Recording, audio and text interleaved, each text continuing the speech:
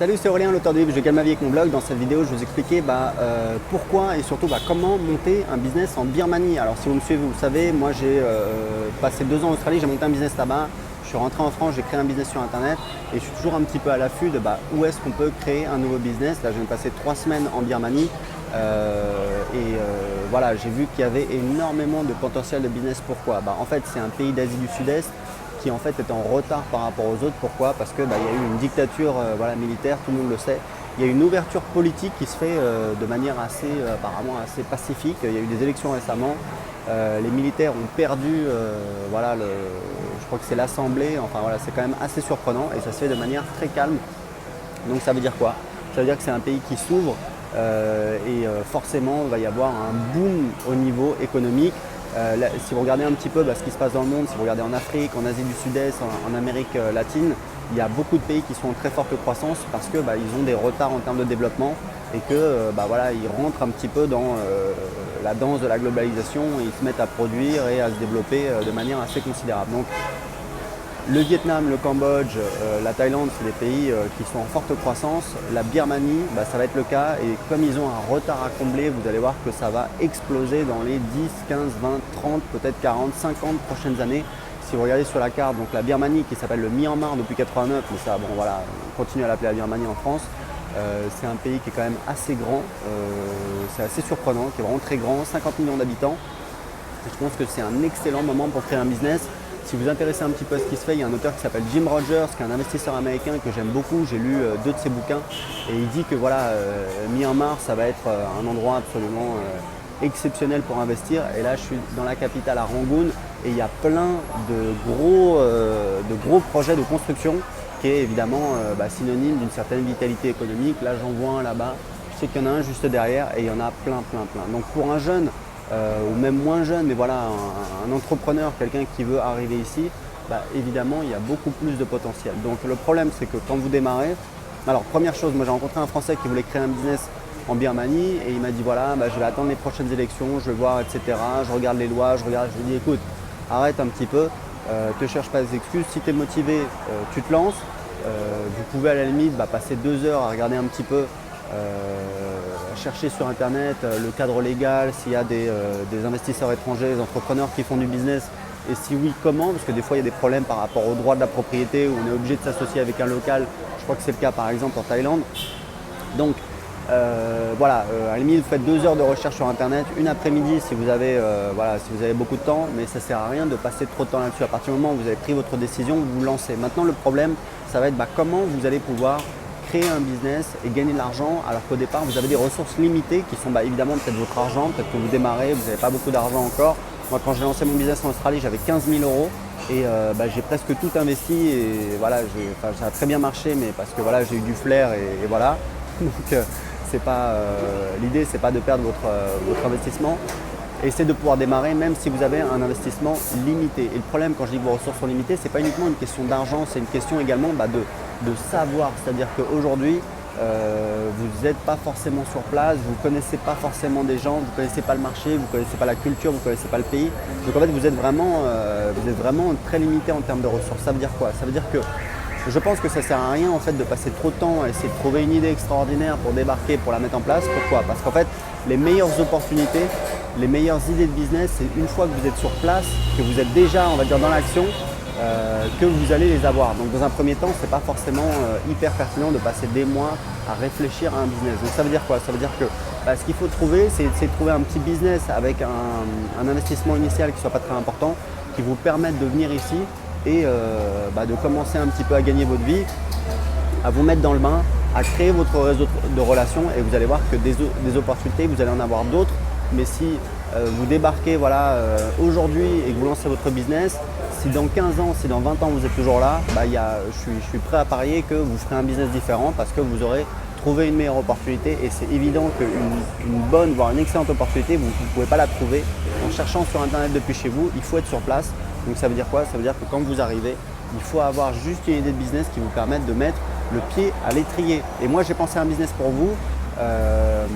Si vous regardez un petit peu, alors évidemment si vous vous installez ici, je vous recommande de voyager, de connaître le pays, de rencontrer les gens. Je pense que si on veut vraiment avoir du succès ici, il faut avoir un amour pour le pays, vraiment aimer la culture, aimer les gens. Je pense que c'est important. Je pense que voilà, on peut pas. Je pense que c'est important d'aimer ce qu'on fait. Et donc, ce que je vous recommande de faire, c'est de vous faire un voyage. Voilà, vous prenez 3-4 semaines, vous allez dans tout le pays, vous visitez. Et moi, ce que j'ai remarqué, c'est qu'il y a un problème de logement ici à Rangoon. Alors c'est normal parce que c'est un pays qui s'est ouvert au tourisme de masse de manière assez récente, même si c'est pas la jungle. Je crois qu'il y a entre 2 et 3 millions de visiteurs cette année, alors que le Cambodge c'est 4 millions. Donc vous voyez, c'est pas non plus, voilà, c'est pas la jungle. Quand même, il y a déjà une infrastructure, il y a déjà des choses, mais il faut vraiment le développer. Et notamment, les gens ne sont pas très très forts pour parler anglais. Alors je vais tenir la caméra. Thank you. Donc, moi j'ai remarqué un truc, c'est que par exemple à Rangoon, il y a un problème au niveau de l'infrastructure pour le logement. Les hôtels sont vraiment pas donnés et souvent, enfin voilà, c'est pas terrible, c'est difficile de trouver quelque chose de convenable. Ça veut dire quoi? Ça veut dire que vous pouvez regarder de ce côté-là. Évidemment, moi je sais que quand je voyageais, enfin je voyage toujours, mais quand j'étais plus jeune, je trouvais qu'une idée que j'avais souvent, c'était voilà, d'avoir un hôtel ou une auberge de jeunesse. Le problème, c'est que c'est un investissement très important. Alors vous pouvez avoir un hôtel ou une auberge de jeunesse en louant en fait les murs, évidemment, parce qu'acheter les murs ça coûte une fortune. Même moi, j'ai pas l'argent pour acheter les murs d'une auberge de jeunesse, même à Rangoon, je pense. Enfin, voilà, bon bref, c'est pas la question. Mais voilà, je pense que pour commencer, vous ne pouvez pas acheter les murs. Et souvent les gens disent ah oui, mais j'aimerais bien acheter les murs, comme ça c'est plus rentable. Bah oui, mais c'est plus rentable parce que tu as plus d'argent et tu n'as pas plus d'argent, donc ça ne va pas le faire. Donc vous pouvez commencer en louant les murs. Mais je vais vous dire un truc, je pense que pour quelqu'un qui démarre, créer une auberge de jeunesse, c'est un projet d'une très grande envergure. C'est beaucoup de boulot, il y a vraiment beaucoup de travail. Typiquement, une auberge de jeunesse, ça va employer, je sais pas moi, 3, 5, 7 personnes. C'est vraiment beaucoup de monde. Donc en fait, j'ai trouvé un moyen pour vous de démarrer de manière beaucoup plus simple. C'est par exemple de regarder un petit peu ce qui se fait au niveau de la location de chambres ou d'appartements individuels. Par exemple, sur des sites comme Airbnb ou Booking. Moi j'habite à Lisbonne au Portugal. Avec ma femme on a fait un investissement, on a acheté un appartement, on va le louer à la chambre sur Airbnb ou sur Booking. Booking a beaucoup plus de trafic, donc ça peut être une option très intéressante, même si c'est un petit peu moins populaire pour ce type de marché.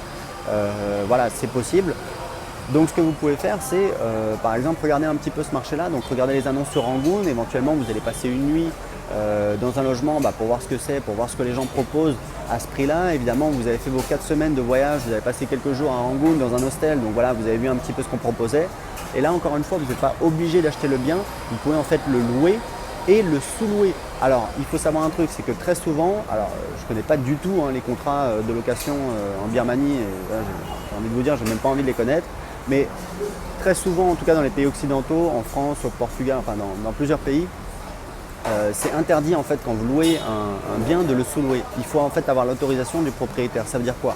Ça ne veut pas dire que c'est impossible, ça veut dire en fait que c'est plus difficile, mais ça peut tout à fait se trouver. Il faut continuer à chercher et trouver sur un propriétaire qui soit d'accord pour que vous le sous-louiez. Voilà, j'ai réussi à le dire correctement. Et ça peut vous permettre de démarrer avec un capital minimum. Virtuellement, avec ce que je viens de vous donner, vous pouvez démarrer avec même pas 1000 euros. Donc c'est une possibilité. Regardez un petit peu. Nous, quand on a décidé d'investir à Lisbonne, qui est une ville très touristique, on s'est rendu compte que c'était assez compliqué parce que voilà, il y avait beaucoup de quartiers où en fait c'était pas très rentable par exemple voilà, d'acheter un appartement à l'ouest de Lisbonne et de le louer à l'appartement, en fait c'était pas rentable du tout. Ça faisait genre 4% de rentabilité annuelle pour de la location saisonnière alors qu'il faut s'en occuper tout le temps, etc. Donc c'était vraiment nul. Et en fait, en cherchant un petit peu, on s'est rendu compte que de l'autre côté de la ville, dans la partie est, il y avait des quartiers qui étaient, on va dire, en développement, voilà, moins riches, mais qui sont en train de se développer. Et qu'en louant, non pas à l'appartement, mais à la chambre, ça permettait d'avoir des rentabilités meilleures. Et en l'occurrence, là, enfin voilà, en fait, à mon retour en Europe, je vais m'en occuper avec ma femme. On a fait la rénovation, on va le lancer. Mais je table sur 15% de rentabilité. Donc, vous voyez, entre 4% et 15%, ça n'a strictement rien à voir. Ça veut dire quoi? Ça veut dire qu'il faut chercher, il faut analyser le marché, il faut bien regarder. Mais en tout cas, avec le conseil que je vous ai donné virtuellement, vous pouvez démarrer avec 1000 balles. Et une fois que vous êtes sur place, il faut être un petit peu malin, il faut être un petit peu intelligent. Jouez sur votre réseau. Si vous êtes français, même si vous êtes francophone, si vous êtes belge, vous allez voir des Français, ils ne vont pas vous jeter une pierre. Pas du tout. Vous êtes occidentaux, etc. Vous parlez la même langue. Donc ça veut dire quoi? Ça veut dire qu'une fois que vous êtes sur place, développez votre réseau, allez rencontrer les entrepreneurs. Moi j'ai habité 2 ans en Colombie, Quand je suis arrivé en Colombie, j'ai rencontré un entrepreneur français qui avait déjà créé un business. Et c'était ce que je vous disais, il avait un business, il faisait quoi à l'époque? Il faisait de la location de voitures, haut de gamme avec chauffeur. Par la suite, il voulait se lancer dans les sociétés de sécurité de gardiens, les mecs qui sont, enfin c'est un gros marché en Colombie. Et 2 ans plus tard, j'ai pris de ses nouvelles et en fait il avait un magazine concernant les autos et les motos avec des associés et ça cartonnait. Donc tout ça pour vous dire que les meilleures opportunités, vous les aurez une fois sur place.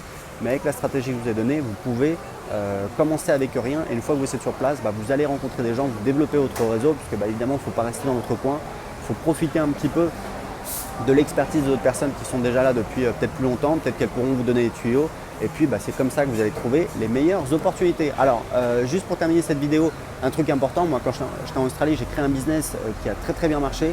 Je suis rentré en France parce que j'avais plus de visa, ça marchait moins bien, etc. J'en ai un petit peu marre de l'Australie. Et au final, je suis retourné à la case départ. Et en fait, à cette époque-là, j'ai rencontré des blogueurs qui gagnaient entre 500 et 1000 euros par mois avec leur blog. Et c'est comme ça que j'ai commencé à créer un business sur Internet qui me permet de voyager. Là, j'ai passé 3 semaines en Birmanie, j'ai bossé un petit peu. Je gère mon business à distance, chez moi ou en voyage. Et en tout cas, j'ai préparé une formation en vidéo pour vous. Où je vous explique comment faire un petit peu la même chose, comment créer un business qui rapporte 2000 euros par mois en y passant moins de 4 heures par semaine. Pourquoi je vous dis ça? Parce que je l'ai fait, je ne l'ai pas fait une fois ni 2 fois. Je l'ai fait 3 fois et en fait dans la formation, et c'est une formation en vidéo d'1 heure, je vous explique, je vous montre 2 business que j'ai créés qui rapportent au moins 2000 euros par mois en y passant moins de 4 heures par semaine. Pour télécharger gratuitement la formation tout de suite, cliquez juste en dessous de cette vidéo. À très bientôt.